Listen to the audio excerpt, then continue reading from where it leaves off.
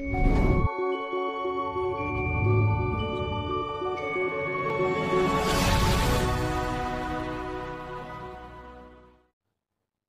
dear students, welcome to Akash Jhalte Study Center. Today we are going to learn the standard 8 English grammar section, that is figure of speech. But before going to start the figure of speech, let me tell you the meaning of figure of speech. In Marathi it is called अलंकार. अलंकार याचा अर्थ असतो दागिने. स्त्री आपलं सौंदर्य वाढवण्यासाठी दागिन्यांचा वापर करते. मग त्याचप्रमाणे कवी सुद्धा आपल्या कवितेचं सौंदर्य वाढवण्यासाठी विविध शब्द, विविध कल्पना उपयोगात आणतो आणि त्यालाच अलंकार असे म्हणतात. इंग्रजी भाषेमध्ये फिगर ऑफ स्पीच विविध आहेत. जवळजवळ 22 ते 25 फिगर ऑफ स्पीच आहेत. परंतु इंग्रजी स्टँडर्ड 8 मध्ये आपल्याला 4 ते 5 फिगर ऑफ स्पीच शिकायचे आहेत. त्याच्यापैकी प्रथम सत्रात 2 आहेत. त्याचा आज आपण अभ्यास करूया. बघा, पोएट्स मेक द पोएम. इकडे लक्ष द्या. हे बघा, poets make the poems musical and different from prose by using many poetic devices. म्हणजे कवी आपल्या कवितेचं सौंदर्य वाढवण्यासाठी विविध डिव्हाइसेस म्हणजे विविध तंत्र वापरत असतो. One of them is using words that begin with the same sound in the same time. हे लक्षात घ्या. Same sound and same time म्हणजे एकच आवाज आणि एकाच वेळेला. फॉर एक्झाम्पल पाहूया. बघा, हे एक्झाम्पल आहेत. Beautiful birds, sad song.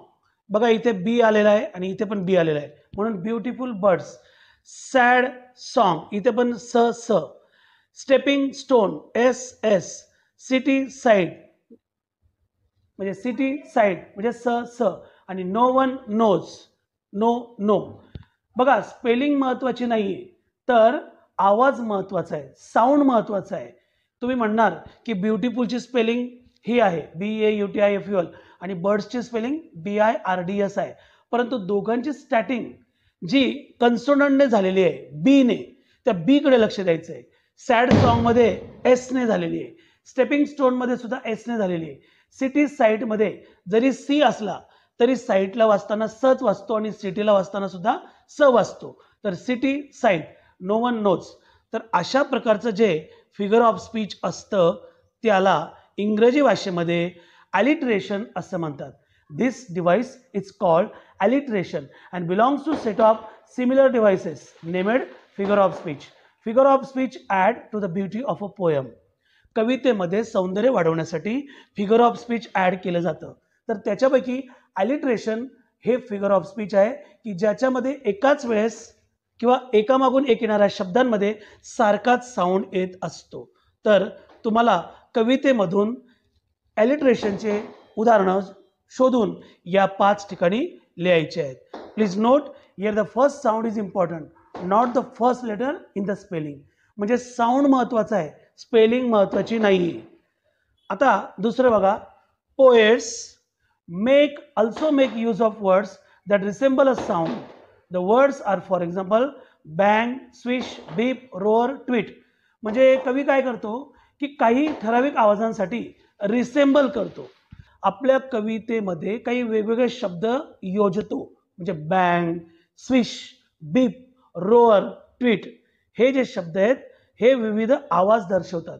मग सच वर्ड्स, हे जे वर्ड्स आहेत मुलांनो, such words are called onomatopoetic words if they occur in same line of a poem. The figure of speech in that line is called onomatopoeia. तर हा onomatopoeia आहे. एकाच वाक्यामध्ये जर असे विविध आवाज दर्शवणारे शब्द आले, onomatopoeia फिगर ऑफ स्पीच असतो. तर अशा पद्धतीने आज आपण 2 फिगर ऑफ स्पीच शिकलो आहोत.